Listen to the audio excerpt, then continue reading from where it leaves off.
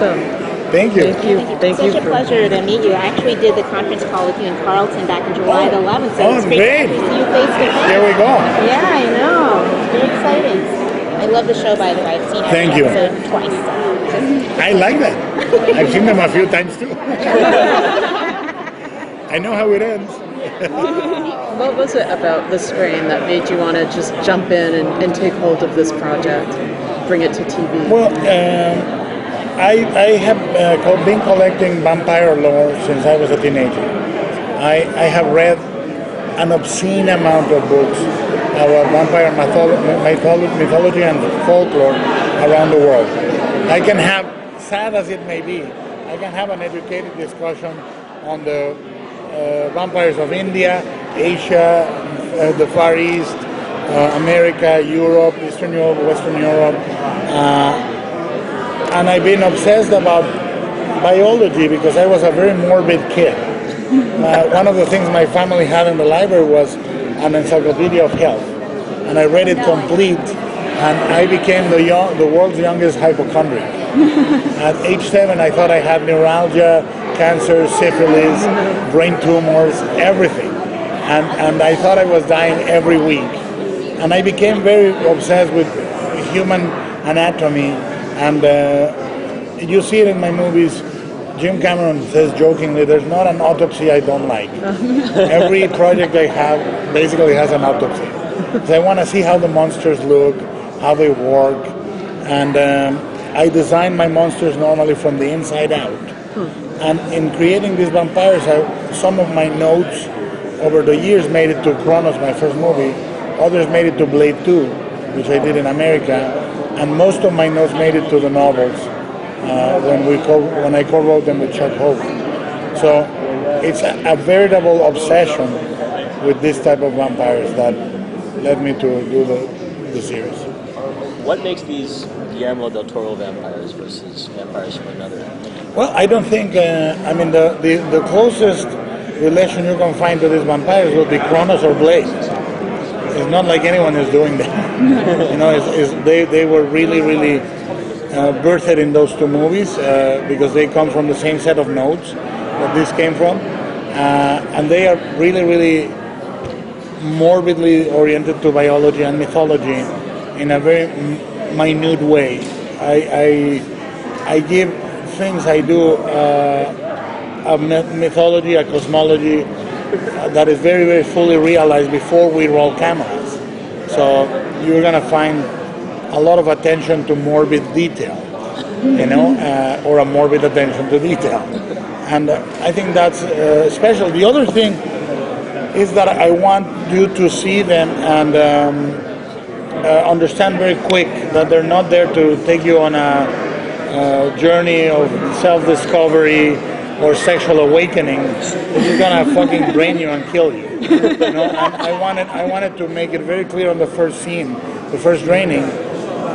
My rationale is this: when you finish your Diet Coke, what do you do with the can? You crush it, right? So I wanted the guy to be drunk really fast and then crushed and discarded.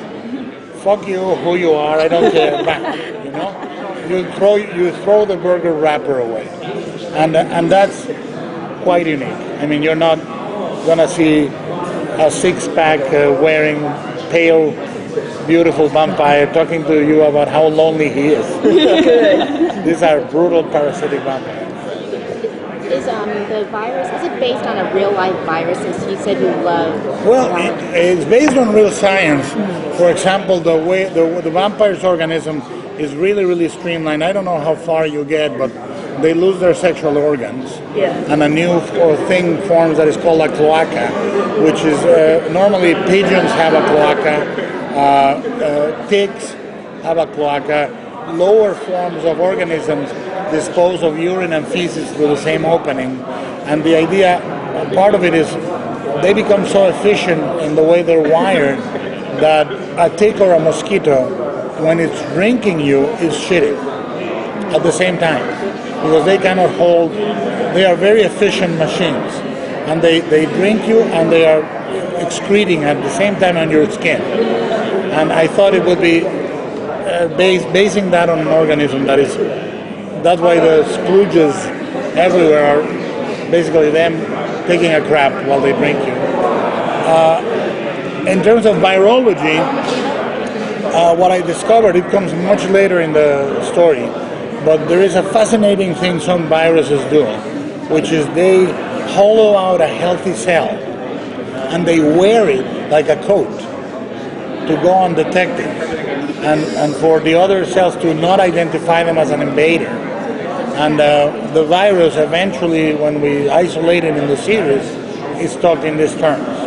So it's based on that type of epidemic. The vector of contagion is the worms, so the parasitic cycle is pretty accurate.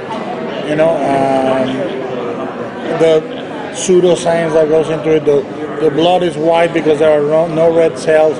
There are no red cells because they don't breathe. They don't breathe because their lungs die, blah, blah, blah.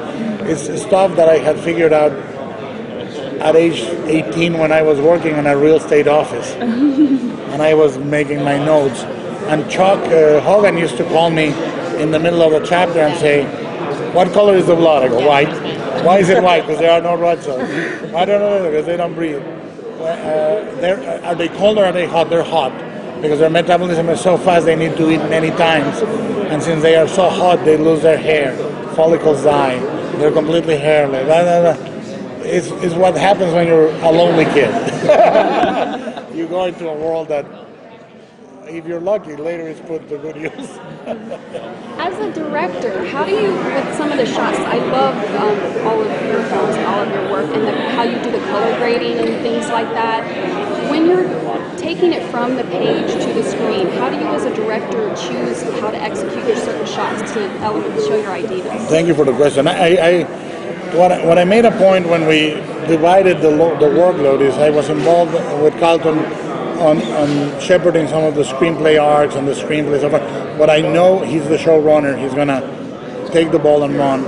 I wanted to lay out the foundations on the designing all the sets, or most of the sets in the series were designed in pre-production, so I could have a uniformity of design. I color-coded the series very carefully. I do the final color correction in all the episodes you see. I shepherd every single VFX in the series on all the chapters, and I shepherd every single makeup effects in the series on all the chapters. But in laying it out visually, we say I use color and shape and so forth to let me answer this one. It's going to be a long one, so you may want to say. The decision is a color is going to tell the story. So what we have is a clash between day and night. So I color code the movie, the series entirely in two colors: the daylight color, which is gold, and the night color, which is cyan or blue. You know, and you can watch the opening episode to the last episode, and everything is basically those dominant colors. You can break it into green, brown, blah, blah, blah. No reds. The only red is the blood, or if it's in the real world, a fire extinguisher, a parked car. I frown upon it and oftentimes take it out in the color correction. But if it happens that a patrol car has a siren on, there will be red. Other than that, no reds. And you can watch most of the series is accurate like that. That creates a what I call as Technicolor monochrome. In the way that it becomes a very solid language. You don't notice it, but it gives the series a certain style. Thematically is relevant. And then I make sure that every set expresses the character. We design Palmer's habitat with very straight lines, very stark, no furniture, very hollow for this billionaire, you know, really sort of vapidly luxurious.